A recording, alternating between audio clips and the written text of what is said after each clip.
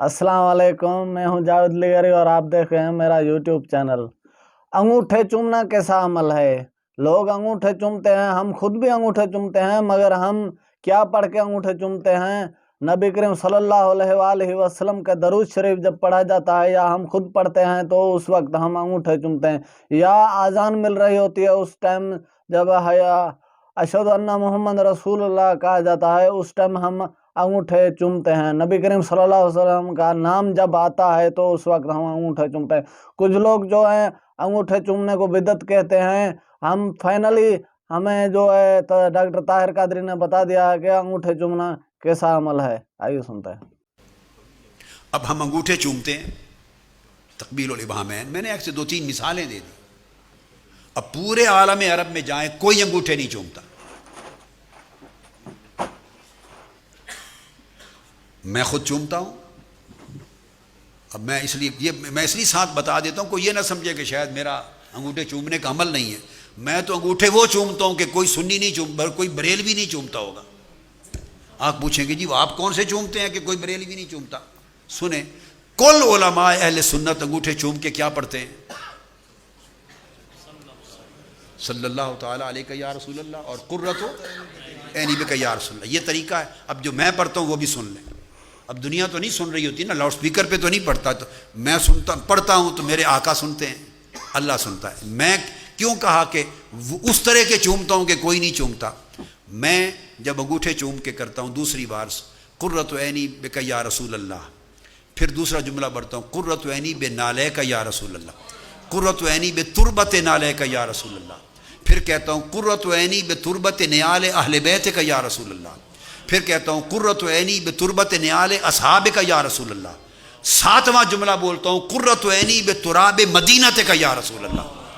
ये पढ़ के तो अंगूठे आंखों पे फेरता हूँ। मेरा तो सारी जिंदगी का ये मामूल है।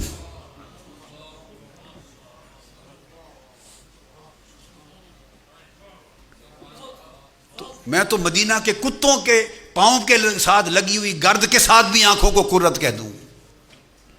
और मैंने ज़िंदगी में मैं आगे और क्या बात नहीं कहता। तो मेरा मकसद बात का ये है, अब अमल ये है। और एक ज़माना मुनाजरों का था, 60s का, 50s 60s का ज़माना मुनाजरों का रहा। अल्लामा चक सवारी साहब जानते होंगे, मुनाजरों का दौर था एक। अब वो नहीं रहा। मैंने भी मुनाजरे किए। मेरी ज़िंदगी का पहला मुनाजरा 8 घंटे का तकबील इबाहमैन के मौजू पर हुआ था। ज़िंदगी का पहला मुनाजरा। मैं नौजवान था। तीनों मुनसिफ उलमा देवबंद के फारिग तहसील और फाजिल थे, तीनों मुनसिफ। और मैं बड़ा बेधड़क करता था। कोई मुनसिफ बन जाए परवाह नहीं। वो कहते थे ये तीनों दूसरे मसलक के हैं, फैसला गलत दे देंगे। अल्लाह और उसके रसूल के भरोसे पर कहता था इनके लिए मैं इनको खुला छोड़ूंगा बांधे बगैर, तो तब फैसला देंगे, बांध देना इंशाअल्लाह। तीनों मुनसिफ दूसरे थे। 8 घंटे मुनाजरा हुआ। तीनों ने मुत्तफका फैसला अंगूठे चूमने के मुस्तहब होने पर लिखकर ऐलान किया। तीनों उलमाए देवबंद, दलाइल में घेर लिया उनको। तो मैंने इसलिए कहा कि मैं तो, हमारी तो ज़िंदगी गुजरी है इस पर। लेकिन अगर कोई मुझसे पूछे कि जो अंगूठे नहीं चूमता तो क्या उसको मैं सुन्नियत से खारिज कर सकता हूँ? ये ख़यानत और बददियानती होगी। चूँकि हदीस ज़ईफ़ से साबित है। हदीस ये मैं आपको बड़ा हज़ आएगा और काम आएगी ये तरीका। मैं 2 मिनट लगेंगे, मैं वो मुनाजरे का खुलासा बता दूँ। हुआ भी ये, मैंने तीनों उलमा को कहा कि मैंने साबित करना है, इन मौलाना ने इनकार करना है। दोनों से तहरीरी तौर पर क्या साबित करना है मैंने, मुझसे भी ले लें। इन्होंने क्या साबित करना है, इनसे भी ले लें। तहरीर बंद रख लें और उसके बाद सुना दें और पाबंद कर दें। जो लिख के अकीदा दे दिया यही साबित करना होगा। मैंने लिख के दिया कि तकबील इबाहमैन आका अलैहिस्सलाम के इसमें पाक और दरूद पाक पर यह हदीस ज़ईफ़ से साबित है। और हदीस ज़ईफ़ पर फ़ज़ाइल आमाल में अमल करना मुस्तहब है और इंदल अक्सरिया जमहूर मुबाह है। सो जो अंगूठे चूमे आका के इसमें पाक पर अमल करे उसे गुनाह कोई नहीं, और जो न चूमे उसे भी गुनाह कोई नहीं। ये जायज़ है। जिसका जी चाहे चूमे, बरकत है। अगर कोई नहीं चूमता तो वो तर्क वाजिब का बायस। मैंने लिख के दे दिया। अब जो मौलवी साहब थे उन्होंने लिख के दिया, उन्होंने मेरी चिट पढ़ी اس مولوی صاحب کے بھی بڑی جو مناظر تھے انہوں نے لکھا تھا کہ انگوٹھے چومنا، انگوٹھے کے آگے بریکٹ میں لکھا تھا ٹھوٹ. اتنے زبان دراز گستاخ لوگوں کے اندر حیا نہیں رہتا. یاد رکھ، جو آقا علیہ السلام کا گستاخ ہو گیا اس کے اندر حیا نہیں رہتا، کیونکہ حیا ایمان کے ساتھ ہوتا ہے. جسے آقا کا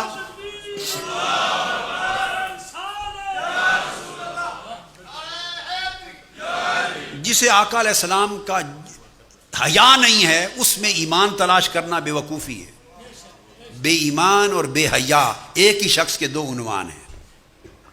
اس نے لکھا یہ چومنا بدعت ہے، حرام ہے، اس کا چومنے والا جہنمی ہے. اس نے یہ لکھا،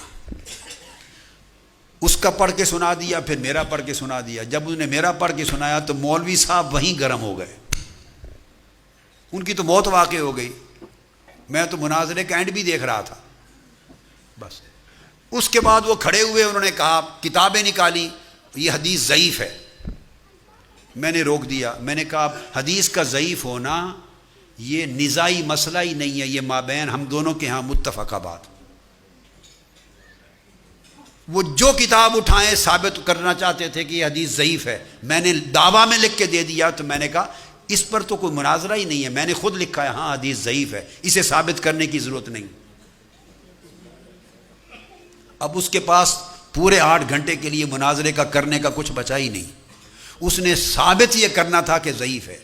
میں نے دعوے میں لکھ دیا ہاں حدیث ضعیف ہے.